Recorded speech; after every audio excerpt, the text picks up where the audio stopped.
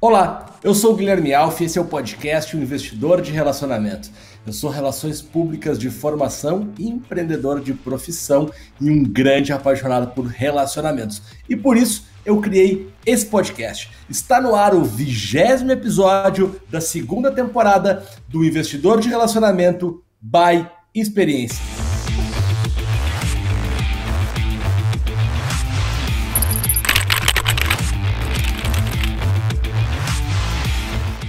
Estamos no ar, segunda temporada do Investidor de Relacionamento by Experiência. Se você está chegando agora, existem mais 17 episódios da primeira temporada à disposição no Spotify, no YouTube, em todas as plataformas sociais da Experiência. Atenção, não é inexperiência, não é experiência, é experiência. Uma agência de conteúdo, uma empresa que produz conteúdo e a qual eu faço parte do seu time de speakers. Bom, vocês estão vendo que esse não é o cenário natural. Para quem está só ouvindo, também está sentindo que o áudio não é aquela qualidade maravilhosa dos estúdios da Experiência, mas é o jeito que a gente consegue fazer e se virar em tempos de distanciamento social.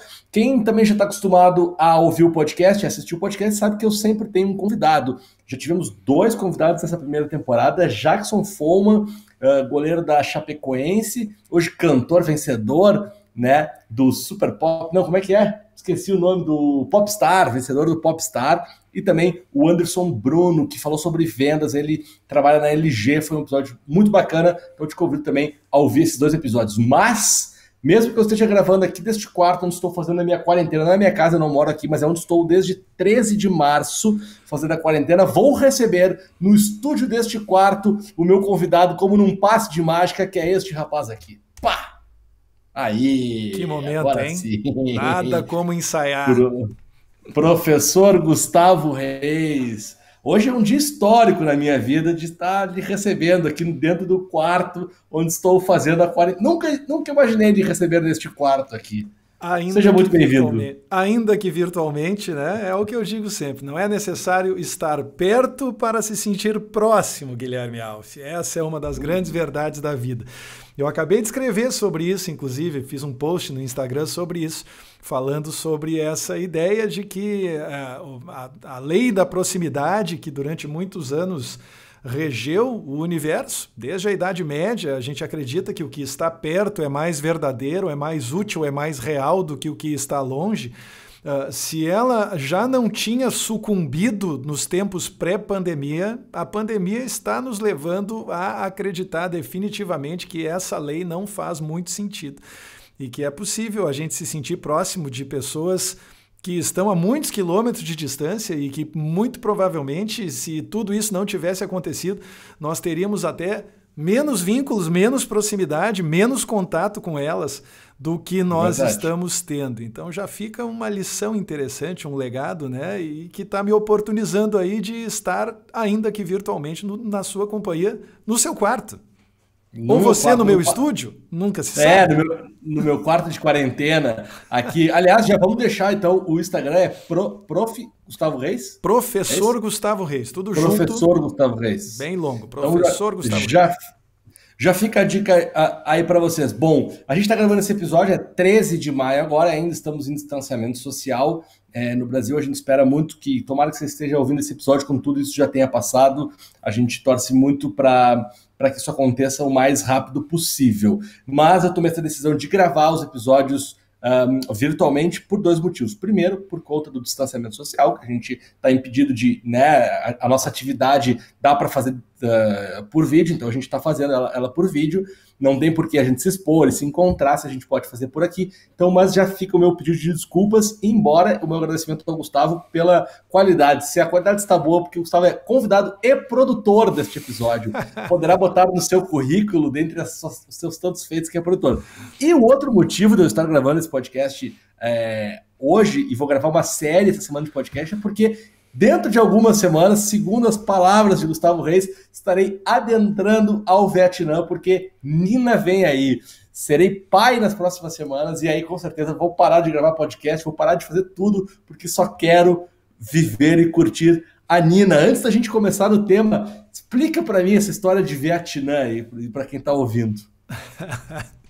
Olha, eu tenho uma filha, nesse momento tem 1 ano e 3 meses, recém-completados. Ela se chama Marina da Cunha Reis, mas é vulgarmente conhecida por Meu Biscoitão Sabor Delícia. Quem acompanha as minhas publicações sabe, né? Desde bem antes dela nascer, ela já era o Meu Biscoitão.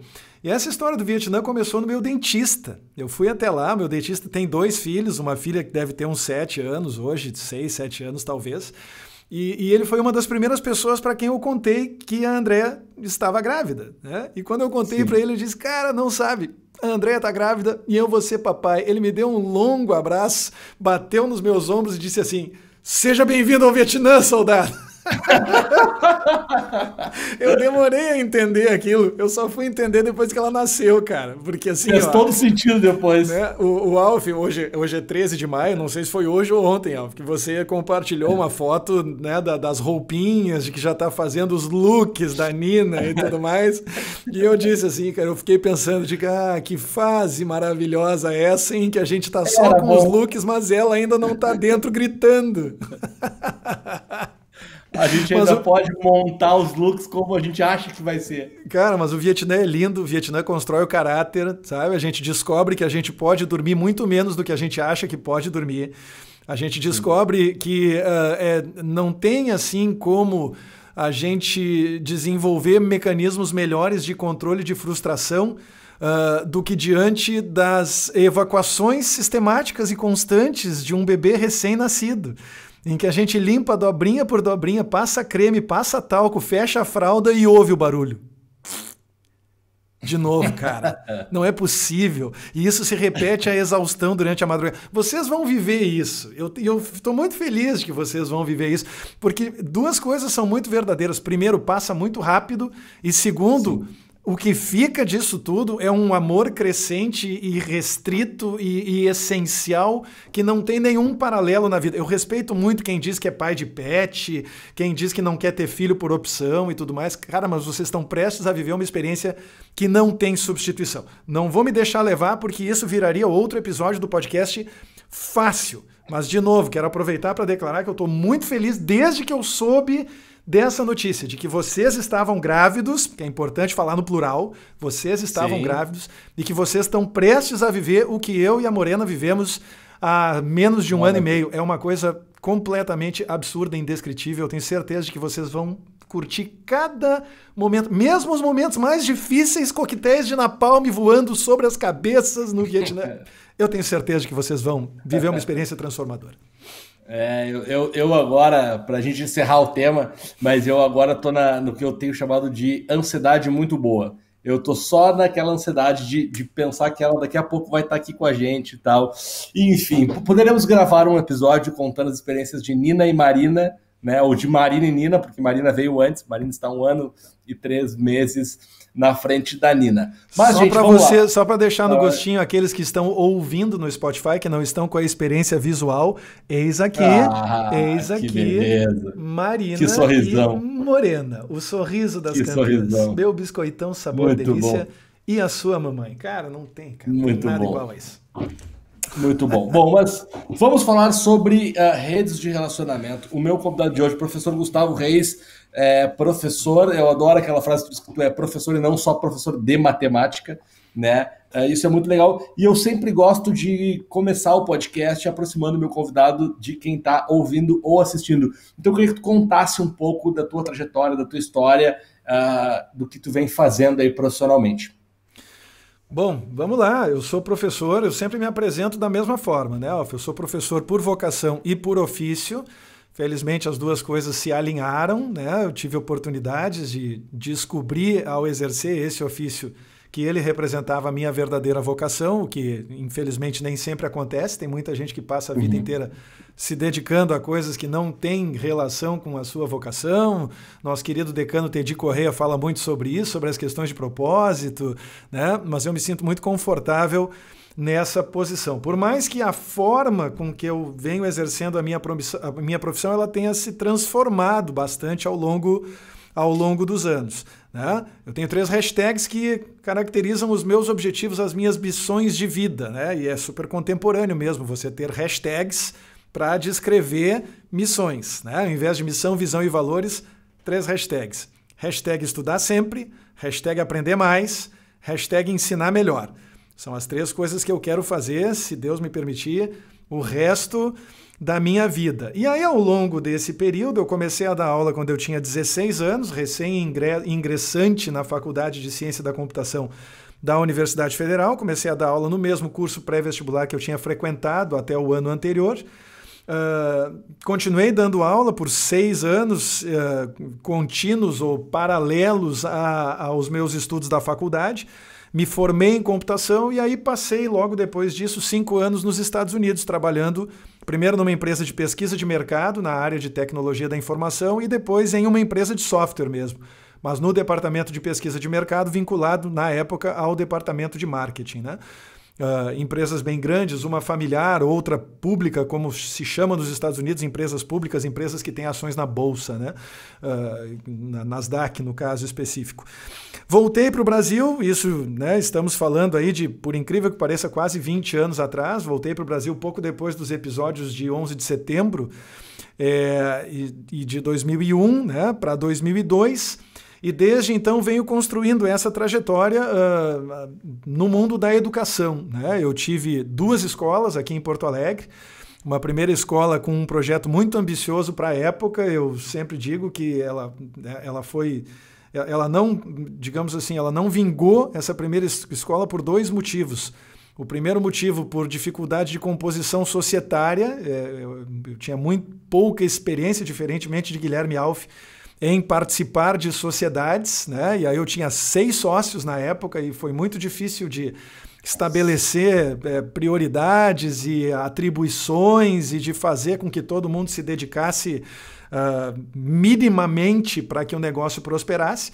E segundo, porque era um negócio muito à frente do seu tempo. A gente está falando de 2001, internet discada. E na época a escola tinha portal de acesso ao material, eu tinha um dispositivo digital de captura do quadro branco. Tudo que eu escrevia no quadro branco eu podia clicar em um ícone no quadro branco com a caneta e imprimir imediatamente o quadro branco. Umas coisas assim, tipo, para coisa de quase 20 anos. 2001? 2001, 2002, na verdade, né?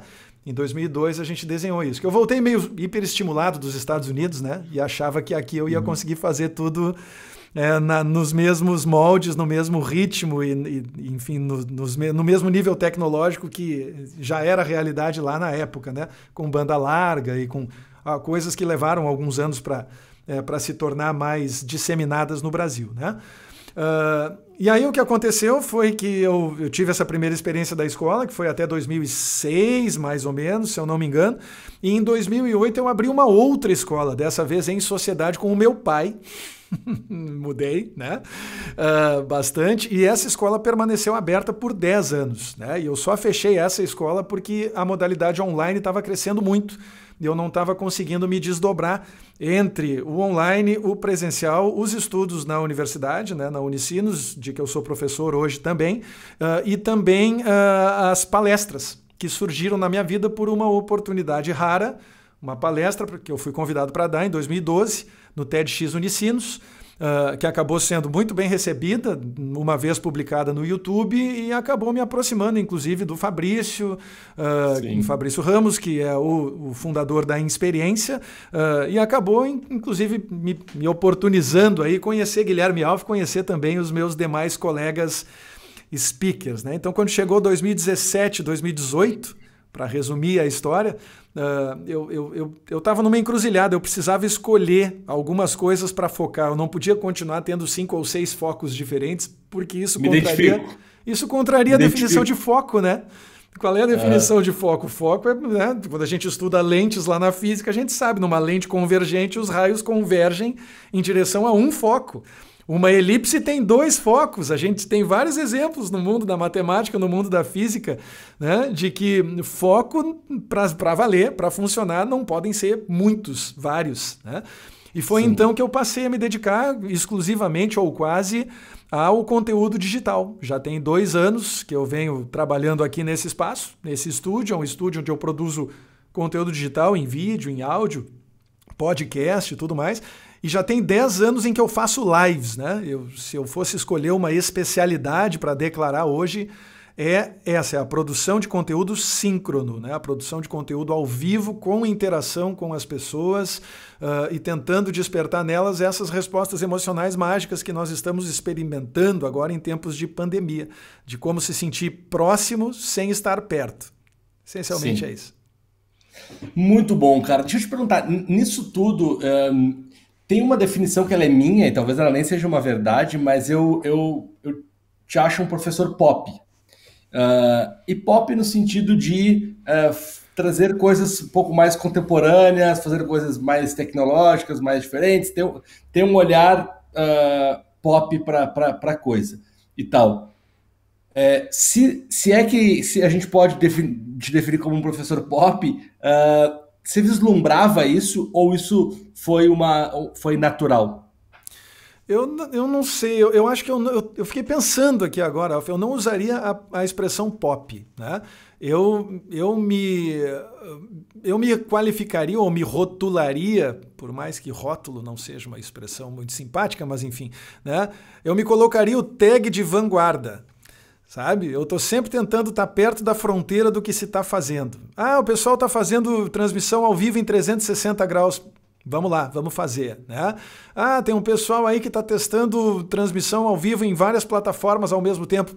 Vamos lá fazer, sabe? É sempre nesse sentido de tentar estar perto da fronteira daquilo que as pessoas estão fazendo. Porque na minha cabeça, pop são as pessoas que têm muitos seguidores, são as pessoas que arrebanham um número enorme de correligionários. Assim como a cultura pop, como a gente aprendeu, quem é o rei do pop? Pô, o rei do pop é Michael Jackson, ninguém vendeu mais discos, né? Mais gravações na história da música do que o Michael Jackson, né? Legitimamente designado como o rei do pop. Mas aí se pegar os teus números do Facebook, por exemplo, não te torna um professor pop? Por um conteúdo que teoricamente é um conteúdo, como é que eu posso chamar? Mais denso, mais... Olha, eu te diria assim, especificamente quando a gente fala de estudo de matemática, a separação que vale nas redes sociais, ela é de fato válida, fora delas também. O estudo de matemática não é o professor Gustavo Reis, o professor Gustavo Reis não é o estudo de matemática, né? Para quem está ouvindo agora e não sabe disso, até porque a gente não comentou, né, Alf? O estudo de matemática é a minha comunidade de entusiastas da matemática. É assim que eu gosto de chamar. Perfeito. Não é um projeto, não é, sabe, uma iniciativa, um empreendimento, não. É uma comunidade de entusiastas que se subdivide em presença nas redes sociais, em propriedades sociais e em uma plataforma de ensino à distância, né? Nessas comunidades de entusiastas nas redes sociais, nós reunimos mais de 700 mil pessoas hoje, distribuídas entre Facebook, Instagram e YouTube. Porém, eu, Gustavo, sou praticamente invisível no estudo de matemática.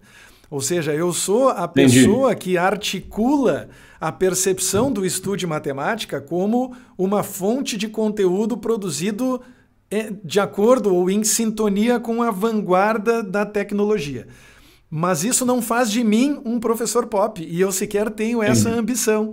Né? Tanto é verdade que, como professor Gustavo Reis mesmo, eu costumo dizer até isso nas lives que eu faço com alguma frequência, que eu não falo de matemática. E vira e mexe, alguém entra numa live minha dizendo assim: ô professor, explica aí logaritmo, mudança de base, eu estou com dificuldade de...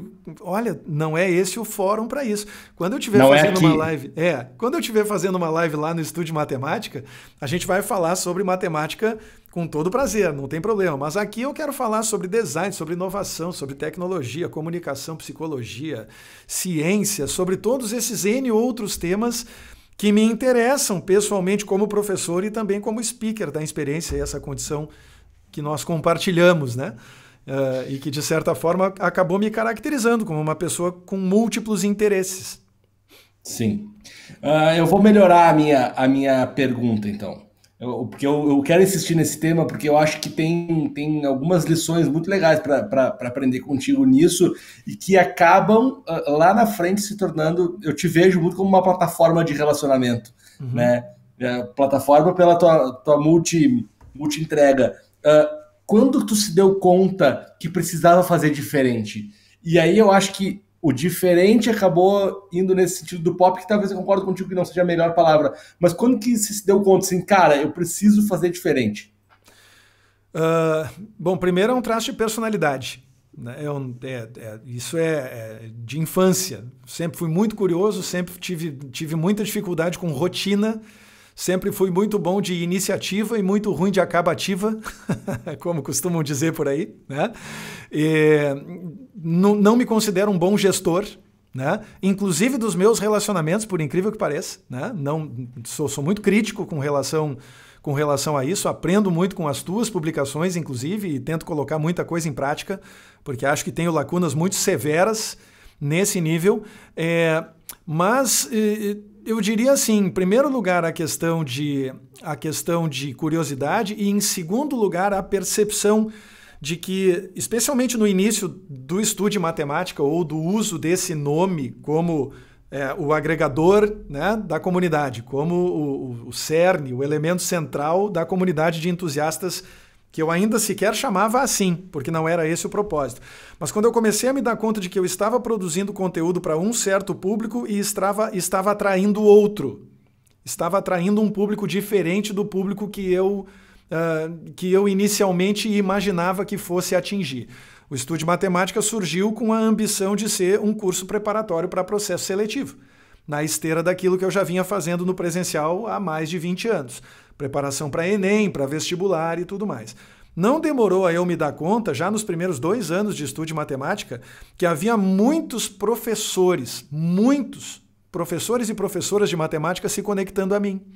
E não só por intermédio das redes sociais, assinando a plataforma do Estudo de Matemática para assistir às aulas e levar estímulos para as suas aulas e levarem as referências para dentro das suas salas de aula. Não necessariamente aquele conteúdo, né? Não, e o conteúdo também, muitas vezes. Por quê? Porque nós estamos falando de professores, né, Alf? Infelizmente, as licenciaturas no Brasil, via de regra, elas são trágicas. A pessoa não aprende nada, nem em termos de conteúdo e muito menos em termos de prática.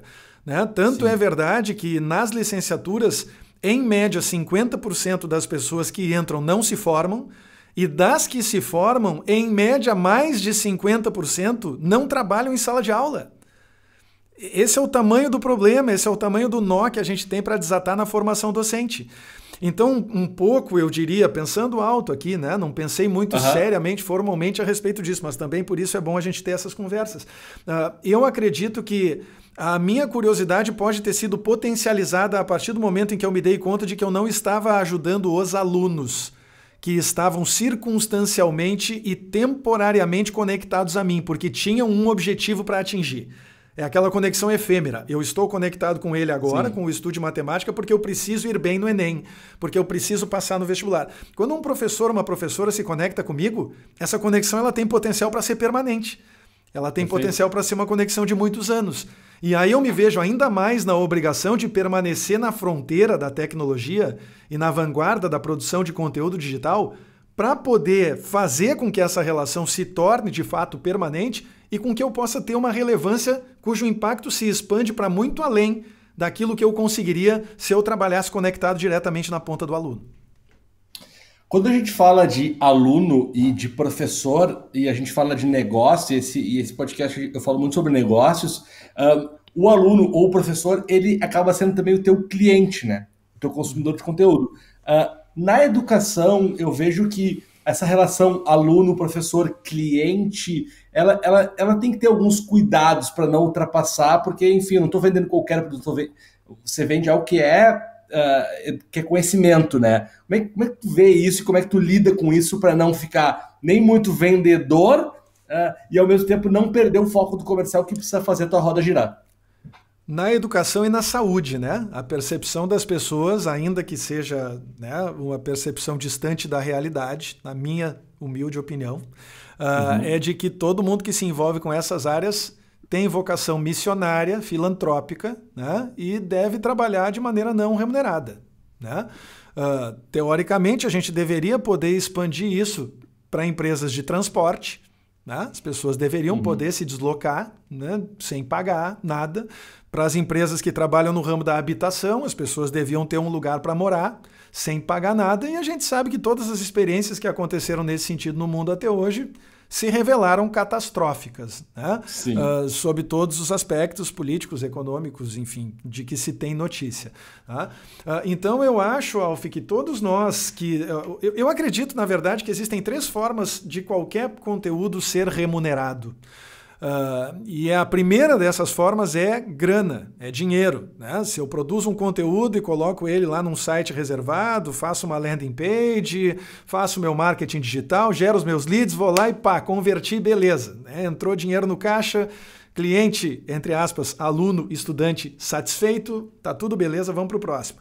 Mas a gente não pode negar que hoje em dia existem outras 2 formas igualmente importantes. As pessoas podem pagar com atenção, simplesmente prestando atenção de maneira focada e concentrada na mensagem que você está passando, porque aquilo possivelmente vai ter permanência. Quando as pessoas prestam atenção, elas aumentam a probabilidade de que venham a se lembrar daquilo e fixar você como uma referência relacionada ao tema que você decidiu abordar. É o caso do investidor de relacionamento, por exemplo, com 20 episódios, né? Se o Guilherme Alf já era uma referência, uma autoridade no mundo dos RPs, essa referência também está sendo construída com relação a essa palavra-chave relacionamento, e isso se dá também a partir da atenção, da lealdade, da fidelidade dos ouvintes que se tornam evangelistas.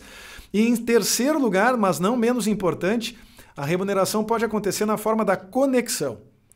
Então vamos de novo, dinheiro, atenção e conexão. Eventualmente a gente acaba esbarrando em pessoas que têm não necessariamente muitas conexões, mas têm conexões que podem ser muito relevantes para alavancar os nossos negócios. É claro que a gente não pode partir da ilusão ingênua de que a gente vai simplesmente poder parar de trabalhar e parar de vender qualquer coisa e de que os boletos vão passar a se pagar e de que vai ficar tudo bem. A gente sabe que não é assim. Mas, ao mesmo tempo, eu acredito muito firmemente na ideia de que as pessoas elas têm basicamente que tentar desenvolver a sua paciência, ao mesmo tempo em que desenvolvem a sua autonomia para produzir o conteúdo e também acumulam o respaldo necessário para ganharem notoriedade. E tanto a questão de autonomia quanto a questão de notoriedade, elas são igualmente nutridas por grana, porque com grana a gente pode pagar cursos, a gente pode comprar equipamentos melhores, a gente pode, né, se qualificar materialmente e intelectualmente para performar num nível mais alto do que o que a gente vinha antes. E no que diz respeito à atenção e no que diz respeito à conexão, me parece muito claro, né, que a gente pode, de certa forma, continuar a se desenvolver ou continuar, ainda que não seja uma remuneração material, a gente pode se apoiar nisso para poder construir esses dois aspectos a que eu fiz referência agora. Tanto o aspecto da autonomia, quanto, e talvez de maneira mais fundamental, o aspecto da notoriedade. Só que demora, né? Não são coisas que acontecem de uma hora para outra. O fator tempo nisso tudo, e muitas vezes ele é subestimado, né? O fator tempo. Ele não só é subestimado, como às vezes a vida nos prega peças, né? Nos pega de surpresa, né? Um fato raro na vida de todo mundo. Uma pandemia que nos distancia sem prazo para terminar. Um fato raro, um pouco mais previsível, o nascimento de um bebê. São coisas que desestabilizam a gente, que fazem com que muita coisa mude em muito pouco tempo. Né? E eu acho que o paralelo com o bebê é até interessante, Alf, porque tu vai ver nos 2, 3 primeiros meses, a gente pensa isso não vai nunca terminar. É mais ou menos como o distanciamento social. E vai terminar. Essa é a verdade. Sim. Vai terminar. Você é que tem que decidir o que vai fazer com esse tempo. De que forma vai aproveitar esse tempo, né, do melhor modo possível, para se qualificar e para continuar se credenciando, e aí eu vou para outra palavra de que eu sei que você gosta muito, para deixar um legado. Sim. O que eu ia dizer em relação a isso é que eu adoro aquela frase que a Clarice Lispector postou no Twitter dela, porque ela tem Twitter, né? Caso vocês não saibam, ela de fato tem um Twitter, que é: a vida não está nem aí pro seu planejamento. Isso é muito bom, cara. Isso é muito bom. Ela não tá nem aí. Não tinha melhor... desculpa, acho que melhor não é a palavra, e não tinha outro acontecimento mais real do que uma pandemia que literalmente parasse o mundo inteiro de alguma forma foi atingido, assim. Isso é um negócio muito maluco. E faz a gente pensar na nossa fragilidade, faz a gente pensar na nossa vulnerabilidade, né? Tem uma estudiosa, uma pesquisadora que se tornou muito famosa graças ao TED, chamada Brené Brown, que fala muito sobre isso, sobre essas questões de vulnerabilidade, sobre o quanto é importante a gente reconhecer a nossa própria fragilidade para justamente tomar decisões mais inteligentes a partir dessa consciência. E eu acho que, em que pese, claro, a gente tenha que ser sensível não só às questões, né, de quem contrai a doença e a letalidade e a cada um dos lamentáveis óbitos que tem que ser lamentado, e não importa se quem morreu era idoso, se quem morreu era jovem, cada uma das vidas importa. Isso eu acho muito importante. Muitas vezes a gente ouve declarações que são absurdas com relação a tudo isso, mas de novo, em que pese as questões de saúde mental, né, serem muito importantes, Sim. E a gente sabe que muita gente que já vivia na fronteira do colapso de saúde mental encontrou, meu Deus, na pandemia o motivo definitivo, né, para catástrofe definitiva, para ruína da sua própria saúde mental. Eu acho que para aquelas pessoas que estão conseguindo superar o impacto inicial, né, superar a fase de choque, superar a fase de negação, e agora estão em plena fase de negociação, entendendo como transitar nessa nova realidade já não tão nova assim, e que pode ser que perdure por mais tempo do que a gente gostaria, eu vejo isso como oportunidade. Eu vejo isso como uma chance da gente se fortalecer, da gente se conhecer melhor e sair fortalecido caso venha, tomara que não, mas caso venha a ter que encarar outro episódio semelhante mais à frente. Ninguém mais vai ser pego de surpresa desse jeito, né? Não vai. Acho que as pessoas vão passar a ser muito mais planejadas do que elas eram. E aí em níveis muito diferentes, né? E a grande questão também que eu acho sobre isso é que as profissões e os trabalhos, o que cada um faz é diferente. Tem uma palavra, Gustavo, que eu tenho... Acho que eu já falei sobre isso um pouco no podcast, mas que muita gente não leva em consideração. E para mim, a palavra que muda tudo é contexto. Os contextos de cada um precisam ser respeitados e analisados. Porque sim, cara, tem muita gente que não tem condições de fazer o seu trabalho remoto, por exemplo. Vamos falar de home office. Home office não é uma realidade para todo mundo. E outra, mesmo para quem... Vamos pegar a camada de todo mundo que é home office, tá? Vamos botar todo mundo... Vamos fazer um recorte de quem consegue trabalhar em home office. Mesmo assim, a desigualdade é gigante entre quem tem uma boa conexão, entre quem tem filho ou não tem, pode trabalhar dentro de casa, entre famílias que só tem um computador e o pai precisa trabalhar e a filha precisa estudar. Cara, é muito complexo, assim. O contexto de cada um muda tudo. E aí eu recomendo até que as pessoas que estão nos acompanhando tentem fazer um exercício, um breve exercício mental e se colocar no lugar dos professores, que há 2 meses foram pegos totalmente de surpresa, ambientados, habituados, que estavam aos seus contextos presenciais, e a toque de caixa tiveram que migrar para o digital, para o remoto, ou para aquilo que as pessoas têm chamado de presencial remoto, né, Alf? Que as pessoas elas têm que estar presentes, elas têm que estar na frente dos seus computadores durante o período de aula, mas elas não estão no espaço físico representado pela sala de aula. Então é mais ou menos como se a gente estivesse chamando as lives com participação obrigatória, né, de presencial remoto. É um nome diferente que surgiu ao longo das últimas semanas. Então você imagine, né? Vamos começar só pelas questões relacionais, já que esse é o título do podcast, né? Investidor de relacionamento. Como é que fica a gestão da relação do professor com a gestão escolar, com direção, com coordenação e tudo mais, né? O professor está sendo cobrado a produzir conteúdo muitas vezes com os equipamentos que tem em casa. que são muito longe do ideal. Não tem uma iluminação mínima, não tem um microfone legal para captar o áudio, que a gente sabe que é super importante, não tem uma câmera, né, com uma resolução minimamente aceitável, um computador lento que não permite que a captura de tela aconteça com fluidez, com suavidade, e o professor está sendo cobrado pela gestão a produzir conteúdo rápido. Mais uma coisa, às vezes não tem nem o conhecimento para operar essas coisas. Nada. E aí na outra ponta, o que a gente tem? A gente tem o aluno. E o aluno assiste aquelas aulas e diz assim, meu Deus, as aulas que eu assisto no YouTube são muito melhores. Mas é claro que são. É evidente que são muito melhores. A gente não pode colocar tudo isso na mesma balança.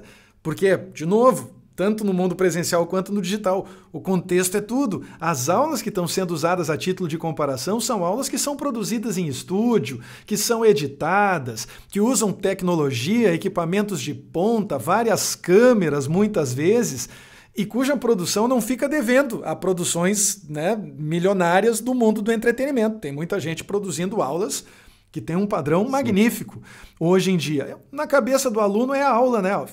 O aluno compara, diz, esse professor aqui, meu professor está fazendo lixo. Bom mesmo são essas aulas do YouTube. E aí respinga, sabe aonde? No pai. No pai e na mãe, que ouvem o aluno falando mal da aula que o professor está ralando para dar e dizem, então não sei se eu vou pagar a escola, não sei se ele vai continuar na escola, ou eu vou botar pressão na direção para que a direção me dê 70%, 80% de desconto, porque afinal de contas eu estou pagando o presencial e estou levando o EAD. E quem está no meio do fogo cruzado? É o professor, que tem que gerenciar todos esses relacionamentos ao mesmo tempo. Um relacionamento muito difícil, delicado com a gestão, muitas vezes imaginando que a sua cabeça pode estar a prêmio a qualquer momento, que ele também pode passar a engrossar o rol dos muitos demitidos, que a gente já sabe, né, cada vez maior. Relação com o aluno, difícil, já é difícil no presencial, no remoto, mais difícil ainda. Uma relação com os pais dos alunos que muitas vezes é meio difusa, nebulosa em condições normais, até porque muitas vezes os pais só delegam essa responsabilidade para os professores e para a escola, mas isso também é outra história, e que acaba se tornando mais próxima, porque não é raro dos pais estarem sentados ao lado dos alunos enquanto os alunos assistem aula nessas novas condições impostas pela pandemia. Enfim, a habilidade relacional que professores e professoras têm que ter para poder sobreviver a esse contexto é um negócio somente completamente absurdo. Né? Sobreviver, não, simplesmente não deixar passar. De melhorar, é sobreviver. Então é muito doido tudo isso que a gente está vivendo. E aí eu volto para a questão que eu levantei lá no início, que eu sempre faço questão de destacar, Alf. O grande nó é formação docente.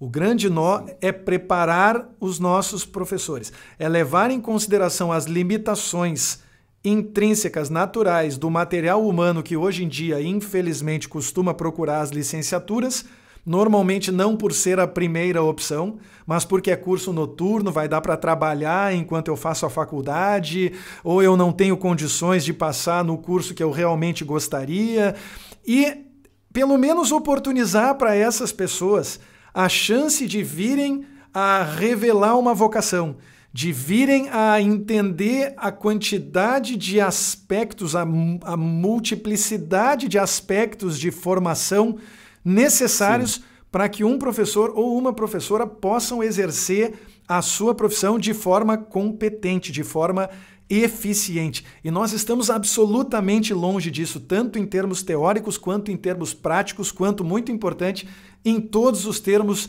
de comunicação e de relacionamento. Deixa eu te perguntar, na tua realidade, aliás, acabamos de fechar aí 35 minutos, eu queria dizer que dos 14 temas que eu gostaria de abordar, até agora eu abordei 4, só faltam 10, e que sempre que você tiver na dúvida se você ou o professor Gustavo Reis tem razão, você não precisa ter essa dúvida, porque ele sempre vai ter razão nestes casos.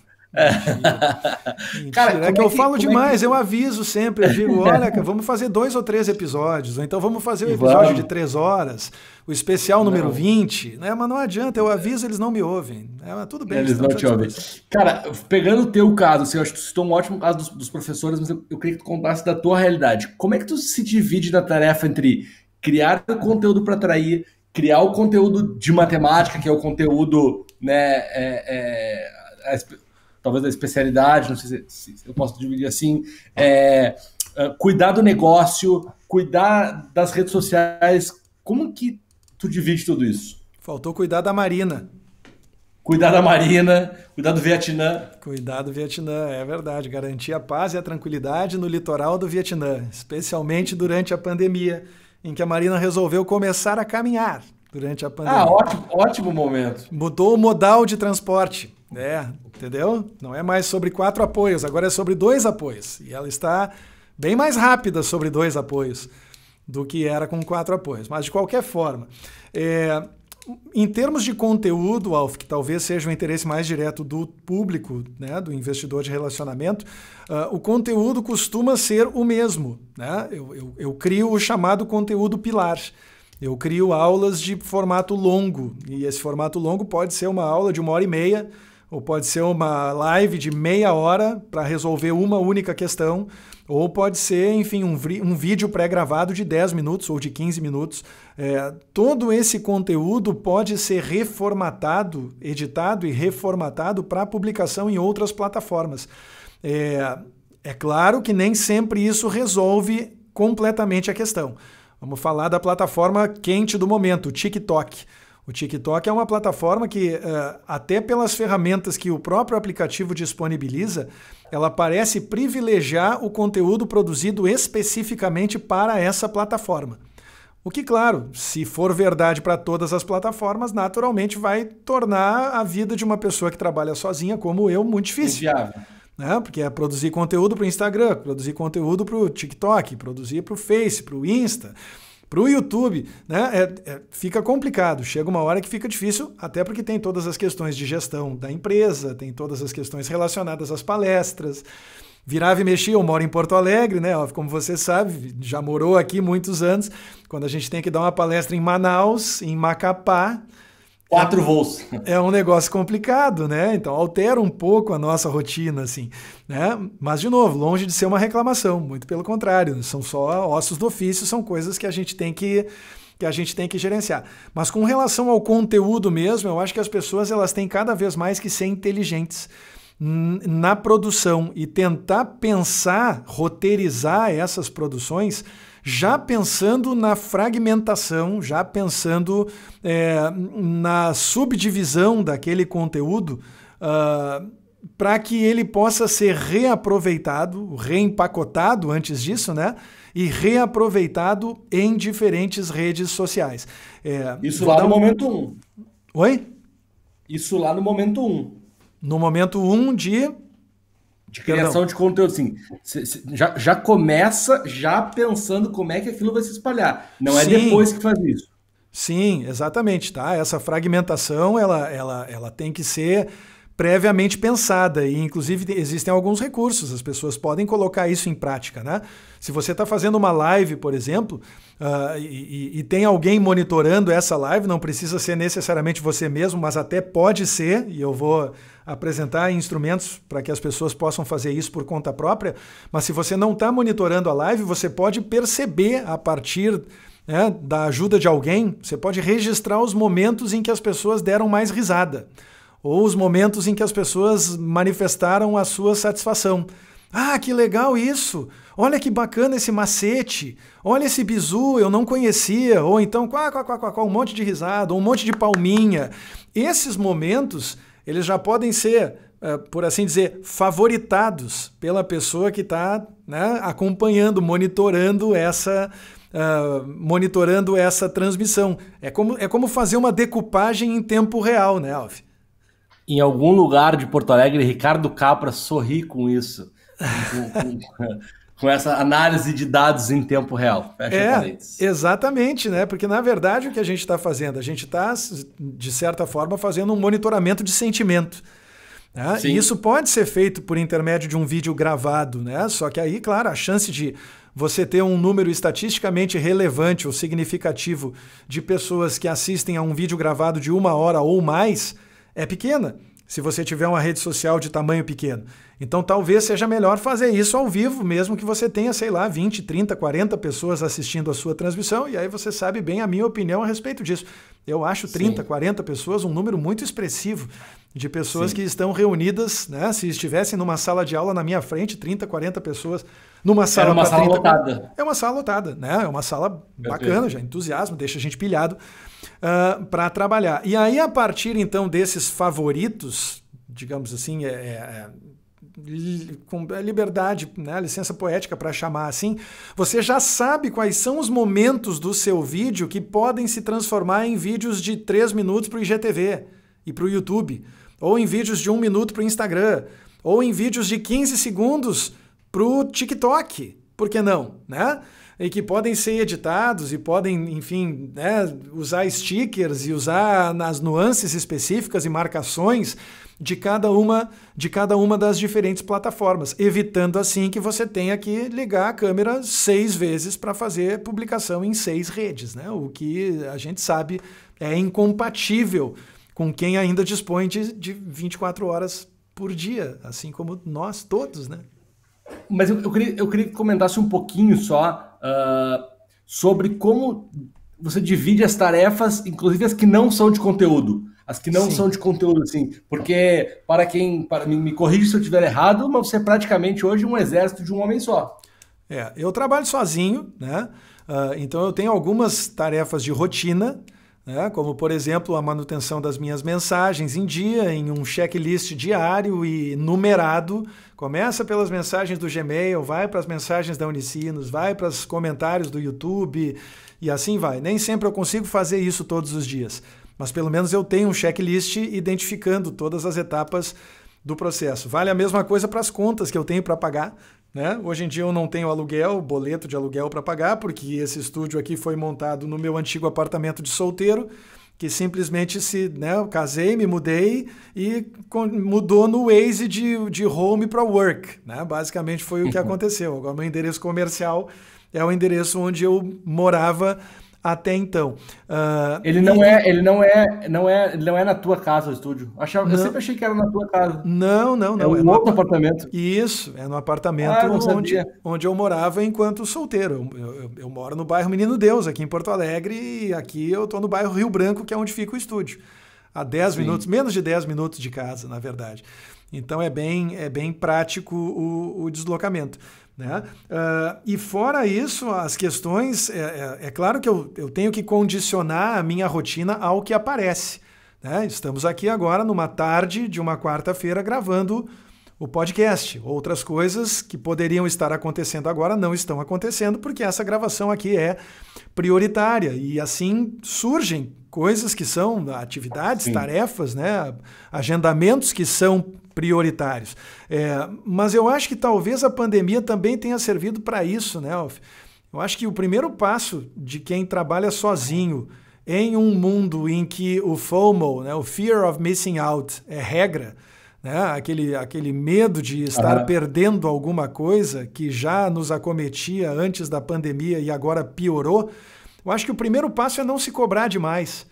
Sabe? É ter consciência de que não vai dar para fazer tudo que a gente quer fazer todos os dias, de que é mais importante eu sair no horário que eu me programei para sair, chegar em casa enquanto a Marina ainda não foi dormir, para ver ela me trazer um livrinho, sentar no meu colo, como ela tem feito todos os dias. Cada fase dura 15 dias, né, cara? Um mês.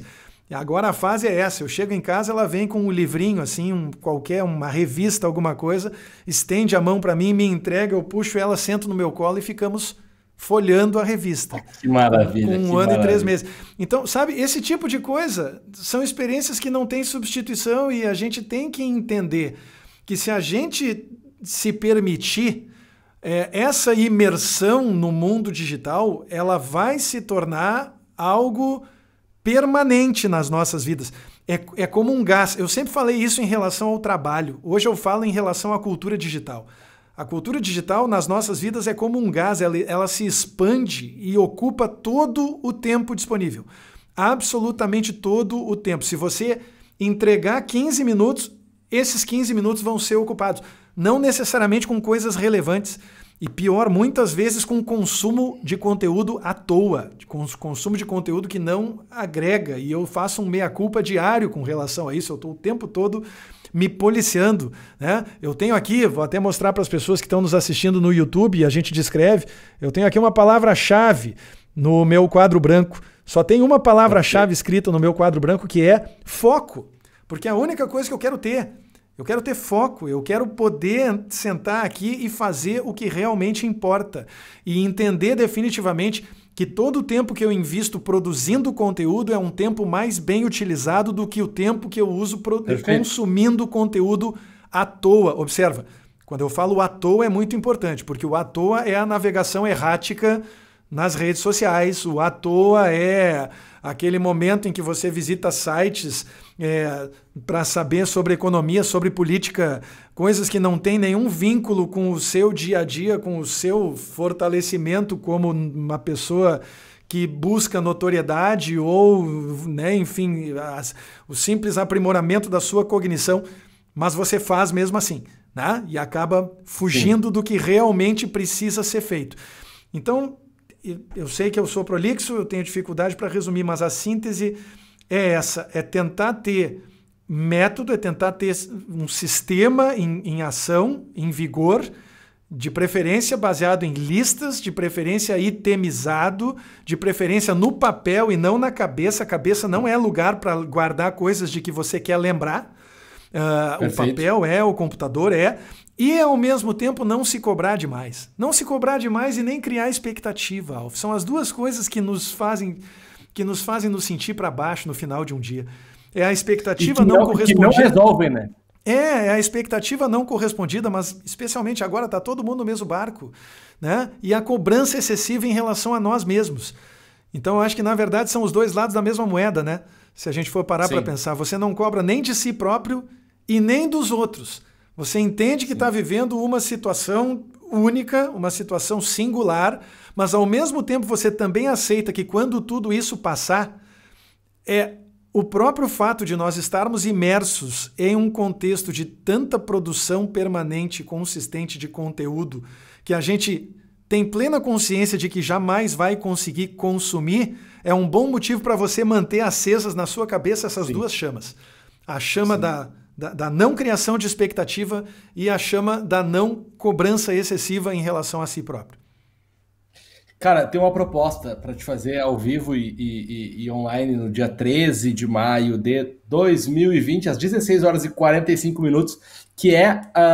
esse é o episódio 20, tá? Eu vou gravar agora o episódio 21 com o André Siqueira, glorioso André Siqueira, do RD Station.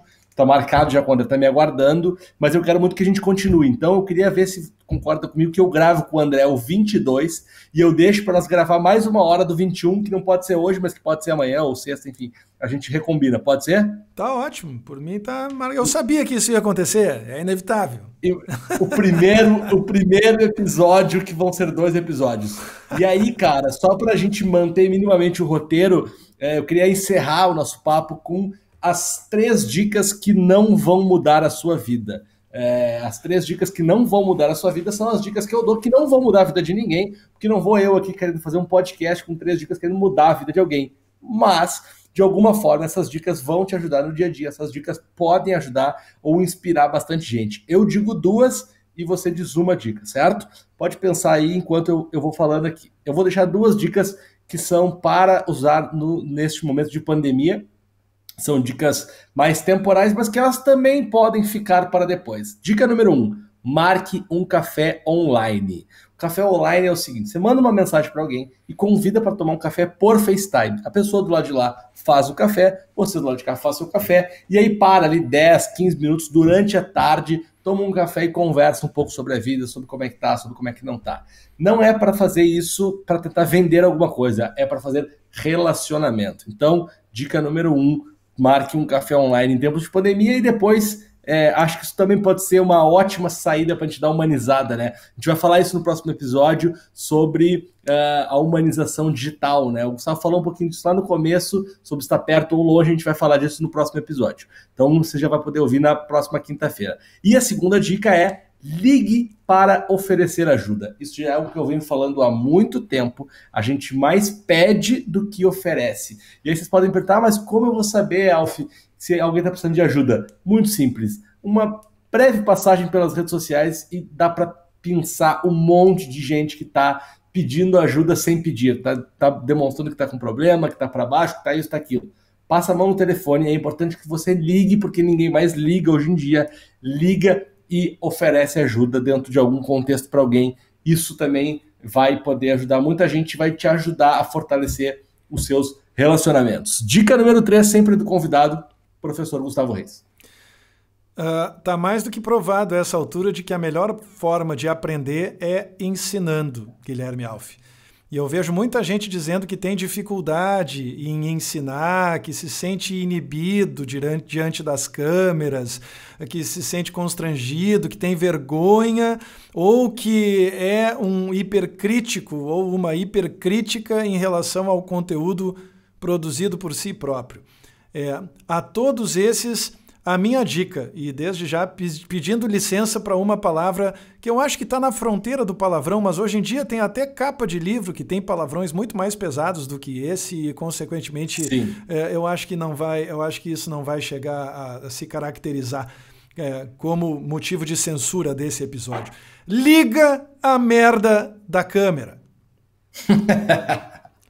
Só isso. Vira e mexe, eu recebo mensagem em inbox. Ah, professor, porque eu não sei o quê, porque eu quero saber qual é a marca do tripé que eu compro. Cara, o tripé não vai mudar nada. A câmera não vai mudar nada, o áudio não vai mudar nada. Sabe por quê? Porque você pode começar com a câmera mais estourada da Canon, com um microfone de R$5.000 da Rode apontando para sua cara, luz de LED no estúdio e maquiagem, pó de arroz no rosto. Eu sou do tempo do pó de arroz, Alf. Os seus primeiros vídeos vão ser uma bosta. Sempre são. É inevitável. Eu olho para os meus vídeos de 7, 8, 9 anos atrás e eu digo, meu Deus, como é que eu tive coragem de colocar isso na rua? É sempre assim. A gente só melhora a partir de rotina e de consistência. Ou seja, de novo, caso não tenha ficado claro, liga a merda da câmera e fala. Você vai estar fazendo um favor não só para todo mundo que segue você, mas principalmente para si próprio. Muito bom, professor. Obrigado. A gente continua esse papo hoje ou amanhã ou sexta-feira e vocês na quinta que vem poderão ouvir mais um episódio com o professor Gustavo Reis. Esse foi o Investidor de Relacionamento by Experiência.